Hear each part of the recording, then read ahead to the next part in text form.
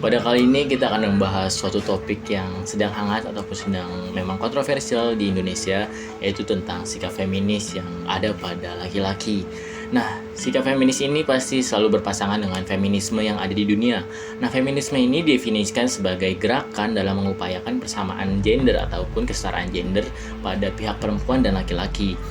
Dan untuk feminis sendiri itu merupakan sebuah sikap laki-laki yang terlalu mengarah ke perempuan.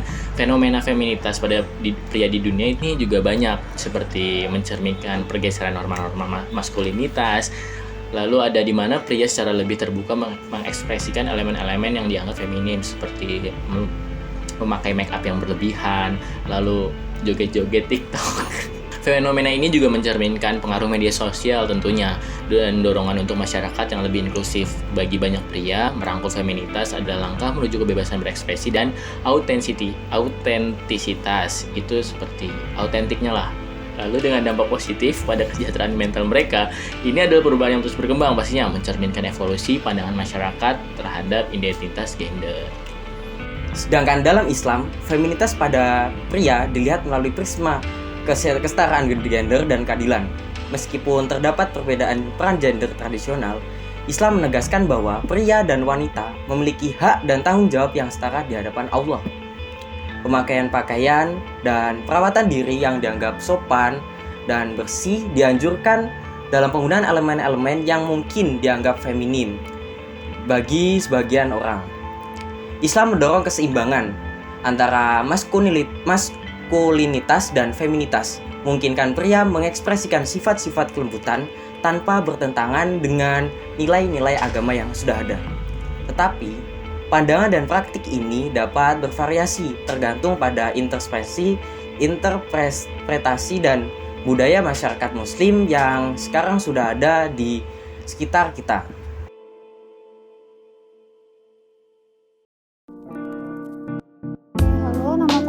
Dari Universitas Jember, saya dari Fakultas Ekonomi dan Bisnis. Saya Hafni Nenggolan, saya dari Universitas Muhammadiyah Sumatera Utara, Fakultas Agama Islam.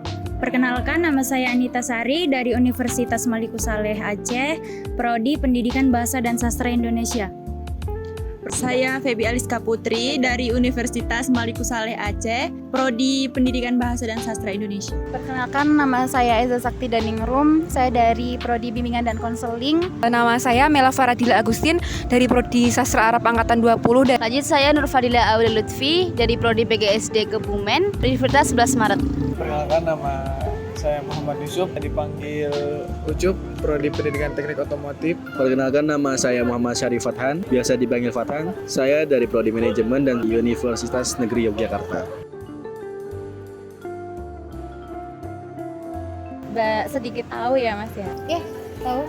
Feminisme ini feminismenya lebih ke feminisme laki-laki gitu ya. Jadi kayak cowok, tapi dia itu sikapnya kayak terlihat kayak perempuan gitu loh, kayak lebih feminim daripada cowok-cowok yang lain. Seorang laki-laki yang menyerupai perempuan, baik itu dari sisi sifat maupun dari sisi perilakunya. Menurut saya feminisme itu seperti seorang laki-laki yang memiliki sifat kewanitaan.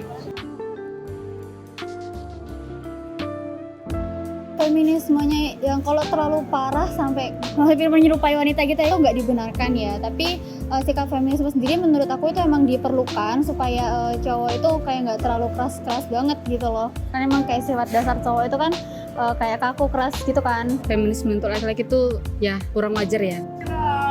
Yang saya tahu sih feminisme itu di pihak cewek. Ya pertama itu feminisme harusnya tuh kan di pihak perempuan. Nah, di negara-negara tertentu juga feminisme terhadap cewek aja masih ada yang pro dan kontra gitu. Apalagi sekarang masa feminisme di pihak laki-laki ya kan, nggak wajar.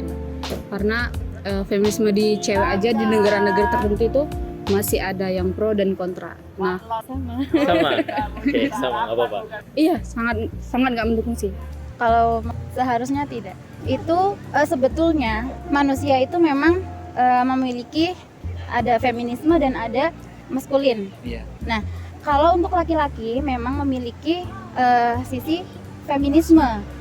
Kemudian yang perempuan memang memiliki sisi maskulin. Kebanyakan seperti ibu-ibu misalnya ya, ibu untuk melindungi anaknya, mengasihi anaknya, itu adalah sisi feminim. Nah, itu juga seharusnya dimiliki oleh seorang laki-laki. Akan tetapi yang dimaksudkan oleh Mas mungkin sisi feminisme yang terlalu berlebihan, menimbulkan ketidakseimbangan di dalam diri laki-laki itu. Nah, sehingga laki-laki itu tidak seharusnya ya memiliki sifat yang harusnya mengayomi, akan tetapi itu akan malah meminta. Jadi untuk seorang laki-laki yang feminisme terlalu berlebihan itu tidak diwajarkan menurut saya. Kurang bagus ya Mas, karena kita juga kan ada di agama saya ya, kan ada laki-laki itu tidak boleh menyerupai seperti wanita. Sama pendapat dengan Mas ini. Kalau menurut aku lingkungannya harus dibetulin lagi sih ya. Jadi dia itu harus dirangkul lagi sama teman-teman yang memiliki sifat kayak lebih ke cowok-cowokan gitu. Jadi teman-temannya harus pinter-pinter ngajak. Arahkan ke kegiatan yang maskulin gitu lah, supaya dia nggak feminis-feminis banget gitu loh kan. Ya mungkin yang perlu diperbaiki itu dari pergaulan dia sendiri. Nah juga dari pihak keluarga juga harus ngeprotek si cowoknya itu sendiri. Sama Mungkin yang beda diubah ya? cuman pergaulannya. Oh, pergaulan. Kompak kontra ya sama Iya, feminisme. kalau saya sendiri kontra banget sih sama feminisme. Tapi ada yang bilang feminisme tuh bisa karena bisa dibilang laki-laki nggak boleh terlalu keras, terus nggak boleh terlalu maco segala macam. Tergantung sih dari cowoknya. Kalau keras itu kan istilahnya itu nggak boleh keras terhadap fisik ya. Tapi kalau sikap mungkin bijak itu sih. Menurut saya nggak. Karena di negara tertentu juga feminisme cewek aja masih dipertanyakan. Cara mungkin bisa dilakukan dengan konseling ya, karena kalau di konseling itu nanti bisa jadi menemukan dirinya sendiri gitu. Memberi nasihat atau mengedukasi orangnya untuk agar orang yang seperti itu bisa berubah menjadi pria yang lebih seutuhnya. Iya. Sama sih, sepakat. Kita untuk mengedukasi orang-orang seperti itu, pendekatannya gitu. Orang itu emang punya pendapatnya sendiri-sendiri ya, cuma kontra itu hal yang wajar. Tapi kalau sampai kayak dia bersikap anarkis dan kayak dia itu terlalu menjauhi banget teman-teman yang kayak feminis gitu, itu aku rasa kurang tepat sih ya. Justru kan teman-teman kayak gitu kita harus giring dia, bawa dia ke jalan yang semula lagi kayak gitu. Kalau di zaman sekarang ini kan memang kompleks ya Mas ya. Itu mungkin akan menjadi kontra bagi orang-orang yang memang tidak setuju. Bagi orang yang awam mungkin mereka akan melakukan penolakan. Akan tetapi di sini perlu dipahami bahwa mereka juga merupakan manusia. Seharusnya pandangan kita adalah tidak menjudge, tidak boleh melabeli. Kemudian kita harus tahu bagaimana apa sih latar belakang yang menyebabkan, mungkin ada masa kecilnya, mungkin ada pengalaman apa, kita tidak pernah tahu. Nah maka dari itu seharusnya kita bisa memandang bukan sebagai kewajaran, akan tetapi bisa mengerti seseorang itu. Kalau kita bisa mengajak mereka untuk kembali ke fitrahnya, itu akan lebih baik gitu daripada kita menjudgment. Tapi ya itu bukan hal yang bisa diwajarkan. Feminisme itu udah melanggar fitrahnya manusia sebagai laki-laki.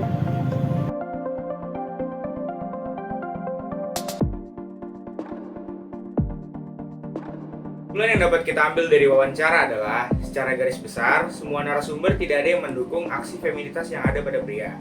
Walaupun tidak semua tahu bagaimana sejarah feminisme berkembang, ataupun bagaimana sifat feminitas bisa muncul pada pria. Semoga dokumenter ini memberi pengetahuan dan inspirasi kepada Anda dan kita semua. Saya Alvito Aldi Sudarja. Saya Afif Fauzanafiat. Saya Randy Ardianto. Saya Wisnu Ibnu Mutakim. Saya Muhammad Agil Mutahari dan kami dari Kelompok 4 mengucapkan terima kasih kepada kalian karena telah menemani kami di perjalanan kali ini. Dan kami mengucapkan sampai jumpa dan terima kasih. Dadah.